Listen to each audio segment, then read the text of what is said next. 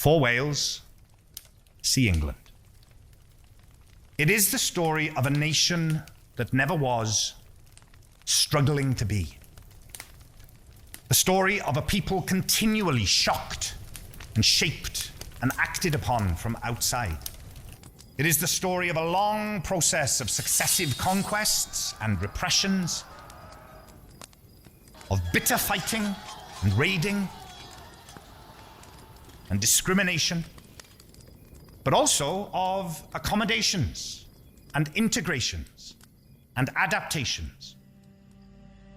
From the Romans to the Anglo-Saxons to the Normans, they all came to fracture us, to control us, to subdue us, to bend us to their will. They built their roads, they built their walls, they built their castles. And all the while, we tried to live in the shadow of their powers. Over 1,500 years between the Roman invasion and our final annexation under the reign of Henry VIII, there were brief moments where the possibility of something else, where an entirely different fact of history might perhaps have begun to take shape.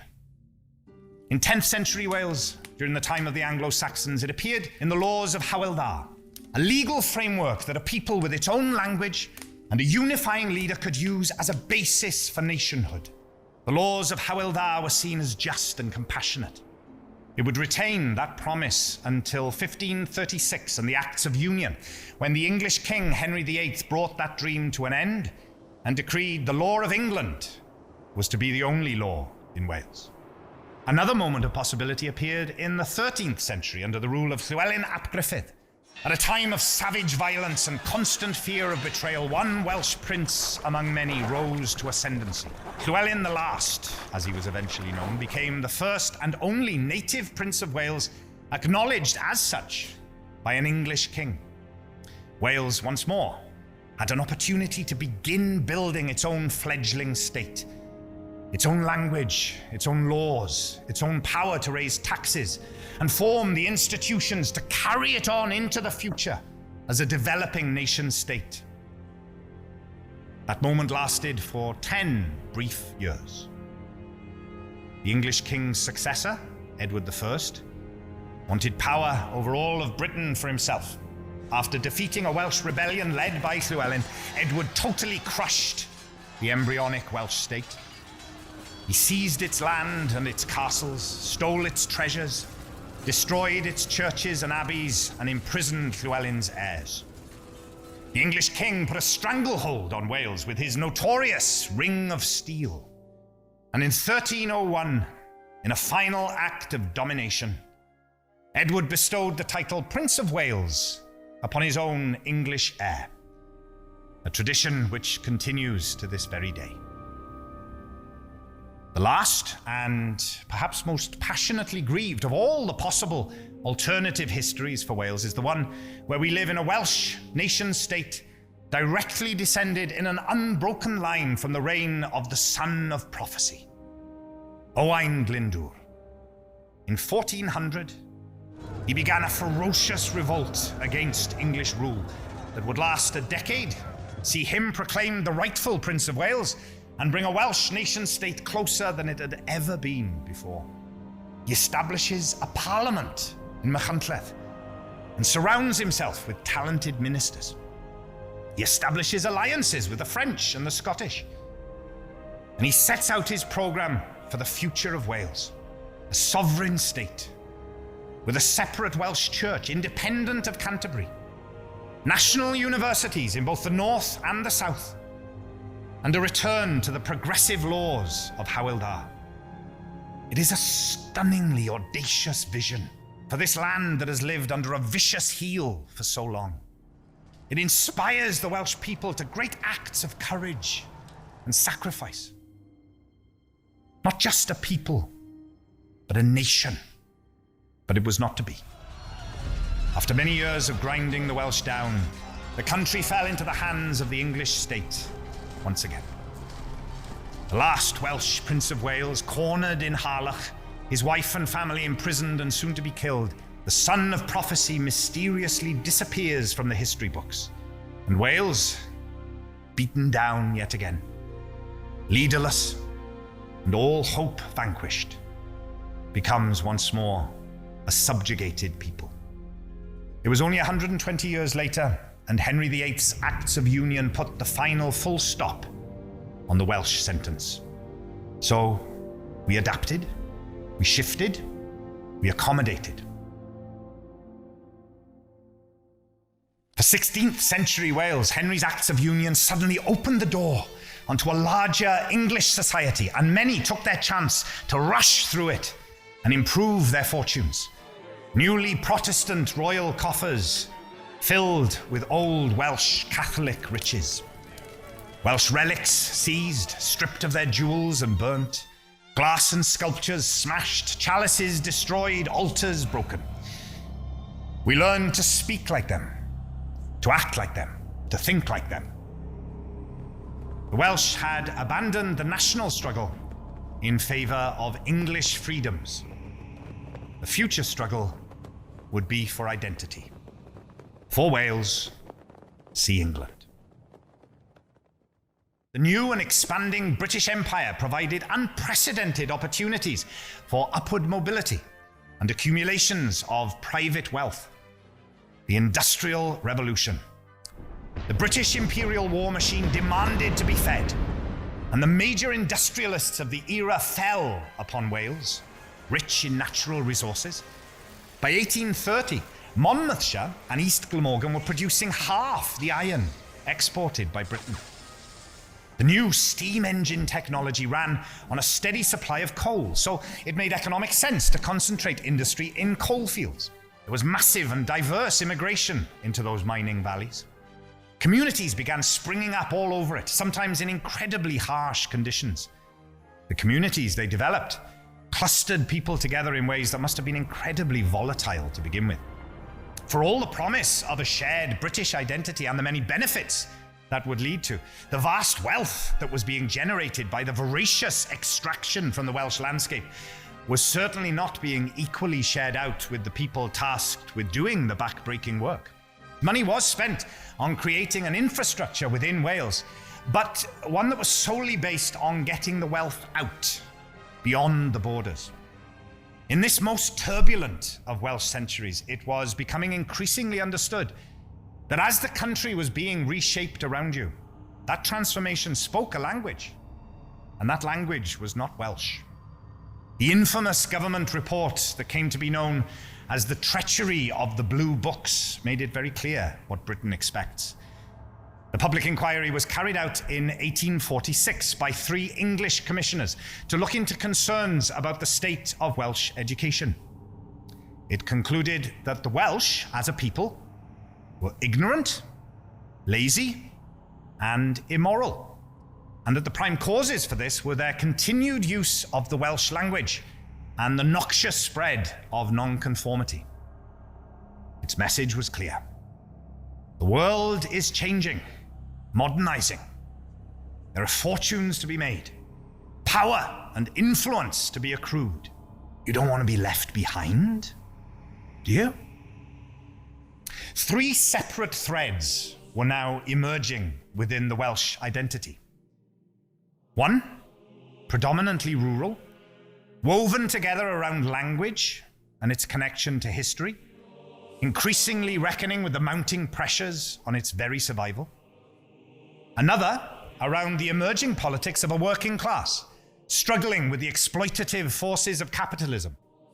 And one more, steeped in a liberal, middle-class, nonconformist embrace of Britishness and its pursuit of individualism.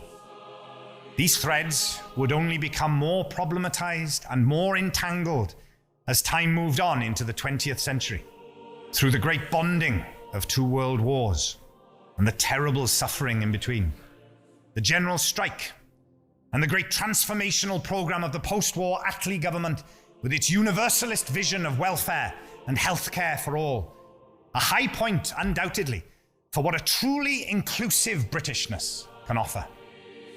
And also, the attack on Pennyberth Air Base, the flooding of the Tryweryn Valley for an English reservoir, and the first seat in the British Parliament for Plaid Cymru. Bomb threats and investitures, the destruction of the mining industry and the attacks on organized labor, lagoons and racetracks and Simon Glynn, devolution and Brexit. Who speaks for Wales? As the Welsh language has been pushed further to the margins, its visibility protected, but not the communities bound together by its everyday realities. As the towns and villages that grew up around the coalfields and the ironworks have been beaten down and forgotten about, seemingly even by the political party born out of its struggles. As our squares and high streets are littered not only with cheap chicken and pizza shops, but also thousands of empty chapels and darkened welfare halls. And as the dazzling promises that the offer of Britishness made seem to ring ever more hollow with each passing Welsh budget day, we are left with the realization that the world did indeed reshape itself. And we were, after all, left behind. And as we wake up to the reality of where we are and the incredibly dangerous position we find ourselves in, we open our mouths to warn each other, to shout it to the world, and find we have no voice because we never got to build one. There is a reason we have a dragon on our flag. Dragons soar aloft on the magic and mystery of the past. They terrify with their ferocious power and the savagery of their fiery wrath. But most importantly, they only exist in our minds and in our hearts, never in the real world. The body of this country is made up of passionate, brave, creative, innovative, resourceful, selfless people in our church halls and in our universities, in our hospitals and in our charity shops, in our women's institutes and our labor clubs and our voluntary organizations and our small businesses and our emergency services and our youth clubs and our rugby clubs and our school staff rooms, and they're being forced to wear the clothes of mediocrity. There is a calcification at the heart of the machine here in Wales. It's jamming up the gears and it's stopping us from moving forward. We are stuck. Our economy is going nowhere fast. Low-skilled and low-wage jobs are all that seems available for many. Our government and its opposition have no-go areas in what they're prepared to talk about because of protecting their own political space and the fear of either scaring people off or not being seen as different enough. We have a distinctively Welsh, English-speaking working class that grew up around industries that have long since disappeared. Their loyalty to the Labour Party that they themselves were instrumental in creating has become more and more strained as the party itself struggles to stay relevant. As Peter Mandelson is supposed to have remarked, the people of South Wales will always vote Labour because they have nowhere else to go. In most regions of South Wales, at least, whoever you vote for in Wales, Labour wins. On the UK level, the electoral maths of the British system means whoever you vote for in Wales, ultimately, it can't really impact the UK elections. That so many people across Wales felt that an English nationalist party like UKIP were able to articulate their own sense of frustration and resentment says much about where we find ourselves today. Welsh Labour were overwhelmingly for remaining within the EU. So, why would the people vote virtually in lockstep with the country that has historically shown no desire whatsoever to act in the best interests of Wales? As Simon Brooks wrote, the practical outcome of not promoting a Welsh identity is to entrench a British one. When it comes to the Brexit vote, for Wales, see England. That, infamously, was all that was written as the entry for Wales in the 1888 edition of the Encyclopaedia Britannica. For Wales, see England. Was it Europe that tore up the laws of Hywel Dda, or controlled us with a ring of steel? Was it Europe that made Owain Glyndŵr a fugitive? Imprisoned his family and crushed his vision for a Welsh future? Who was it that stole our relics and smashed our altars? Who set the wages in the ironworks? Who opened fire at the Westgate Hotel? Who set the tolls that forced Rebecca? Who sent their troops to Merthyr or to smash the NUM? Who drowned Capel Celyn? Was it Europe? No. We know who it was. But if we want to stay British, we have to forget. Or act like it doesn't matter. So don't teach it in schools. Don't talk about it in public. Don't connect. Pull down the newspapers. Keep the television quiet. Hollow out the language. Make us a theme park. Make us a gift shop. Accommodate. Accommodate. Accommodate. Historian Martin Johns reminds us that it is truly remarkable that a small country like Wales, with no real political identity or clear legal status to our nationhood, has managed, in the face of being enveloped by a huge imperial power like Britain, somehow to hold on to our sense of being different, with our own cultural identity in all its complexity, and our own language, in spite of everything. Remarkable. Seen in this way, it is a story of extraordinary resilience. But if we are to have any kind of a future, then we must face the reality of our present. And that means a reckoning with the legacy of our past. And when Raymond Williams wrote, as so often in Welsh history, there is a special strength in the situation of having been driven down so far that there is at once everything and nothing to lose, and in which all that can be found and affirmed is each other. That is where our real future lies. That is where we build from, each other. Whenever we can, join our voices together to help create a Wales that is our own world. A world that can argue and challenge and question and explore. A world that can encompass multiple histories and diverse experience.